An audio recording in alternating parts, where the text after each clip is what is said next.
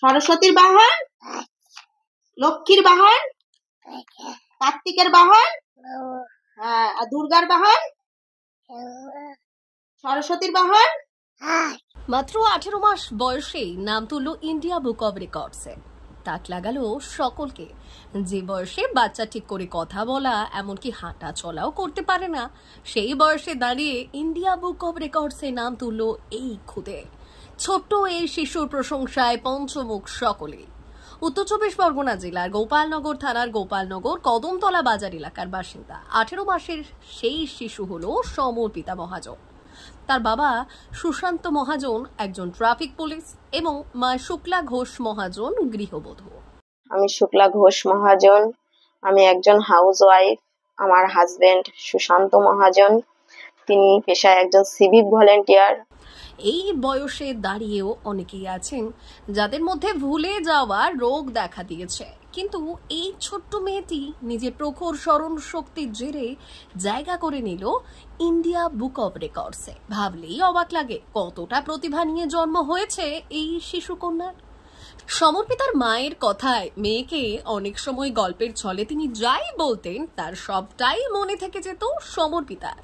এইভাবে যে কোনো পশু পাখির নাম, দেশের নাম, প্রধানমন্ত্রীর নাম যাই বলা হতো না কেন সবটাই স্মরণে থেকে যেত তার মেয়ের। আমার কন্যা সমর্পিতা মহাজন, তার এবছর ইন্ডিয়া বুক অব রেকর্ডসে নাম উঠেছে।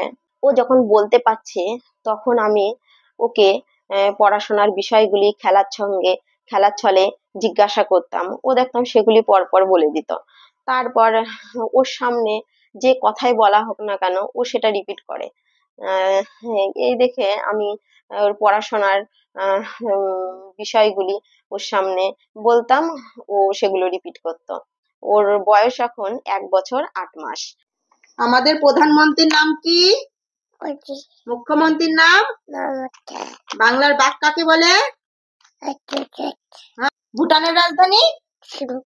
বাংলাদেশের রাজধানী? পাকিস্তানের রাজধানী? আর সেটা পরে অনর্গল বলতে পারত। তাদের এই অভাবের সংসারে তার মেয়ের এই প্রতিভা তারা কোনোভাবেই বিফলে যেতে দেবে না বলে জানান তিনি। কষ্ট করে হলেও মেয়েকে ভালোভাবেই মানুষ করতে চায় তারা। সরস্বতীর বাহন, লক্ষ্মীর বাহন, কার্তিকের বাহন, আর দুর্গার বাহন, সরস্বতীর বাহন। মা এটা কে বলো তো? জোরে বলো। এটা কে? এটা কে? এটা কে বলো ঠিক করে।